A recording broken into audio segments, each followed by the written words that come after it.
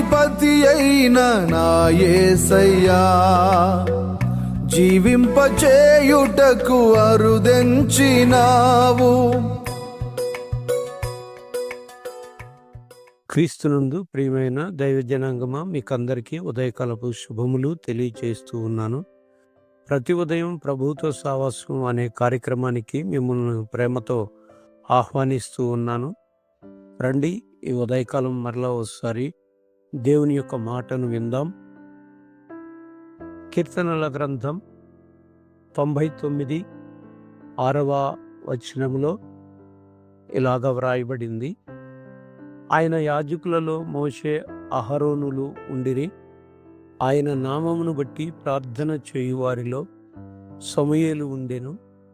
వారు యెహోవాకు మొర్రపెట్టగా ఆయన వారికి ఉత్తరం ఇచ్చెను అని రాయబడి ఉంది.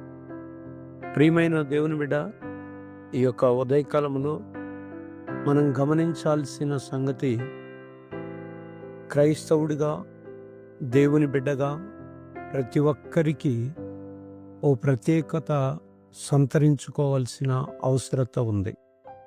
అదేంటి అనంటే, సమూయేలు జీవితాన్ని చూసినప్పుడు మనకు అర్థమవుతున్నది ఏమని అంటే, ప్రార్థన చేయువారిలో, ఆయన నామమును బట్టి ప్రార్థన చేయువారిలో సమూయేలు ఉండెను అని రాయబడి ఉంది. వాస్తవానికి వచనంలో యాజకులలో మోషే అహరోనులు ఉన్నారని, ప్రార్థన చేయువారిలో సమూయేలు ఉన్నాడని ఈ 99వ కీర్తనలో ముఖ్యమైన ఈ ముగ్గురు వ్యక్తుల గురించి పేర్కొనబడింది. అయితే ప్రార్థన అనేది ప్రతి ఒక్క జీవితానికి ప్రాముఖ్యమైంది. ప్రార్థన అనేది క్రైస్తవుడిగా చేయాల్సిన ఒక ముఖ్యమైన పని. ప్రార్థన అంటే దేవుని ఎదుట అర్థించటం.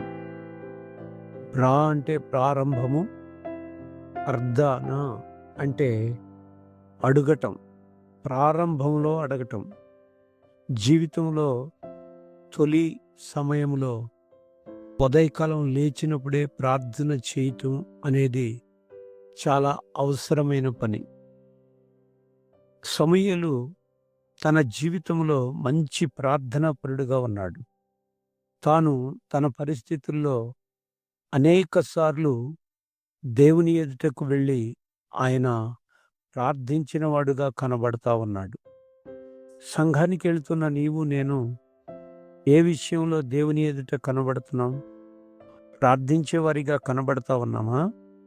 లేకపోతే ఆరాధన చేసేవారిగా కనబడుతున్నామా? లేకపోతే పాట పాడేవారిగా కనబడుతున్నామా? లేకపోతే దేవుని యొక్క వాక్యాన్ని ధ్యానం చేసేవారిగా కనబడుతున్నామా? అన్నిటికంటే ఉన్నతమైనది ప్రార్థనా జీవితం. చరిత్రలో అనేక మంది భక్తులు ప్రార్థించారు. జాన్ హైడ్ అనేటాయన మోకాళ్ళ ప్రార్థనా వీరుడు అని పేరు పొందాడు. దేవుని యొక్క సన్నిధిలో మోకరించినప్పుడు గంటల తరబడి ప్రార్థన చేసేవాడు. ఇక్కడ సమూయేలు జీవితాన్ని గమనించినప్పుడు సమూయేలును బట్టి రాయబడిన మాట, ఆయన నామమును బట్టి ప్రార్థన చేయువారిలో సమూయేలు ఉండెను. ఆయన నామమును బట్టి నువ్వు దేనిలో ఉన్నావు అనేది ఓసారి ఆలోచన చేయాలి.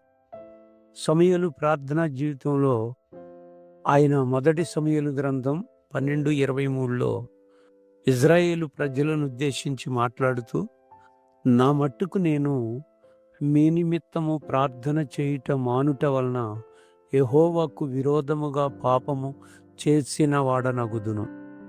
ఈ మాట మనకేం తెలియజేస్తుంది? ప్రార్థన చేయకపోవడం పాపము. ప్రార్థన వచ్చు నీకు, కానీ చేయవు. అలాంటప్పుడు పాపంగా మనం దేవుని ఎదుట కనబడతాం, పాపం చేసిన వారంగా. ఇక్కడ ఇజ్రాయేలు ప్రజల నిమిత్తము సమూయేలు, నా మట్టుకు నేను మీ నిమిత్తము ప్రార్థన చేయుట మానుట వలన యెహోవాకు విరోధముగా పాపము చేసిన వాడనగు. ఓ క్రైస్తవుడిగా, దేవుని సంఘబిడ్డగా, లేకపోతే విశ్వాసిగా, లేకపోతే శిష్యుడిగా ప్రార్థన చేయటం అనేది మానితే ఆ వ్యక్తి పాపము చేసిన వాడవుతాడని సమూయేలు మాటను బట్టి మనము గుర్తించవలసి ఉంది. ఇజ్రాయేలు ప్రజల పక్షాన అనేక సార్లు ప్రార్థించుతూ వచ్చాడు. తన ప్రార్థన జీవితాన్ని దేవుని ఎదుట కనబరిచి ఆయన సమూయేలు కనబడతా ఉన్నాడు. మరలా ఒకసారి మొదటి సమూయేలు గ్రంథం ఆ యొక్క 7వ అధ్యాయము 5వ వచనంలో అంతటా సమూయేలు ఇశ్రాయేలీయులందరినీ మిస్మాకు పిలువనంపుడి, నేను మీ పక్షమున యెహోవాను ప్రార్థన చేతునని చెప్పగా. ఇశ్రాయేలీయుల పక్షాన ప్రార్థన చేయటానికి నడుం కట్టిన ఓ ప్రవక్తగా కనబడతా ఉన్నాడు, న్యాయాధిపతిగా కనబడుతున్నాడు.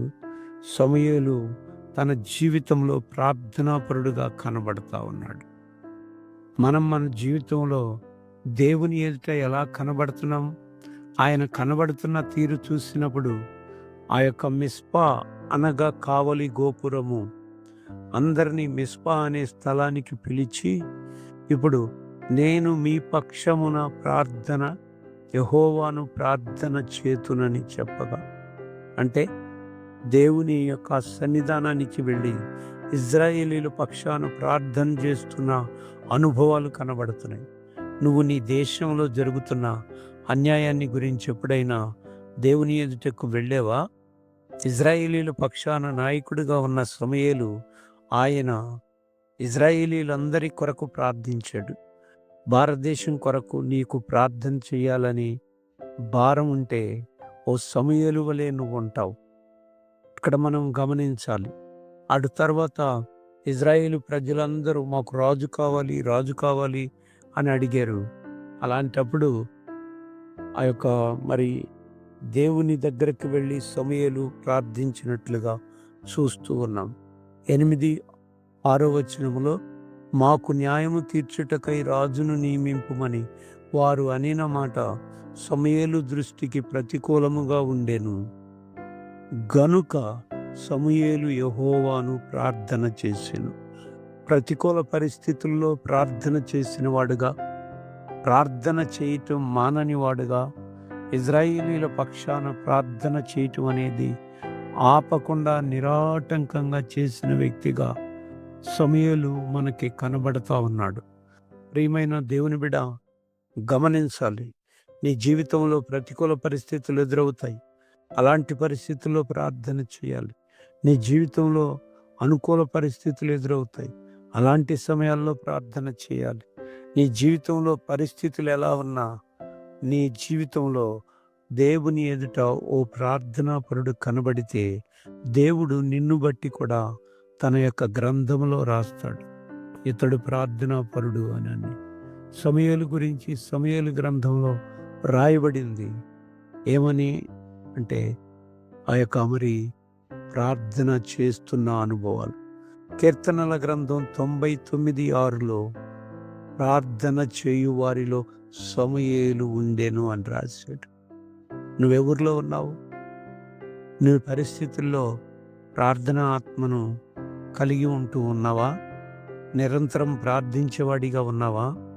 వ్యక్తిగత జీవితం కొరకు, కుటుంబ క్షేమం కొరకు, సంఘ క్షేమం కొరకు మనం అందరం కూడా నిరంతరము ప్రార్థించే వారిగా ఉండాలి. దేవుడు అదే కోరుతూ ఉన్నాడు. దేవుడు ఏదైతే ఇష్టపడతాడో అది మనం చేయటాన్ని బట్టి దేవుని యొక్క కృప మనతో ఉంటుంది. ప్రియమైన దేవుని బిడ్డ, ఒకవేళ నీవు సంఘంలో ఎలాంటి ప్రాధాన్యత లేకుండా ఉన్నావేమో, ఈరోజైనా ఓ ప్రార్థనాపరుడిగా, ఓ ఆరాధికుడిగా, ఓ ప్రీచర్గా, ఓ సువార్థికుడిగా మారాలి అన్న ఆశ కలిగి అడుగులు ముందుకు వెయ్యి. నీ తపన, నీ తాపత్రయం చూసి దేవుడు నిన్ను ఆ దిశలోనే పైకెత్తుతాడు, దీవిస్తాడు. అలాంటి సమయాల్లో నీవు ఆ యొక్క ప్రజల కొరకు ఉపయోగకారిగా ఉంటావు. సమూయేలు ఇజ్రాయేలీల పక్షాన ఉపయోగపడేవాడిగా, ప్రవక్తగా, న్యాయాధిపతిగా, ప్రార్థనాపరుడిగా కనబడినట్లు నువ్వు కూడా కనబడతావు. దేవుడి మాటలు తన వినికిడిలో దీవించునుగాక. ఆమేన్. ఈ దినమంతా దేవుని యొక్క కృప, దేవుని యొక్క క్షేమము మనందరికీ తోడై ఉండి నడిపించునుగాక. ఆమేన్. ఆమేన్.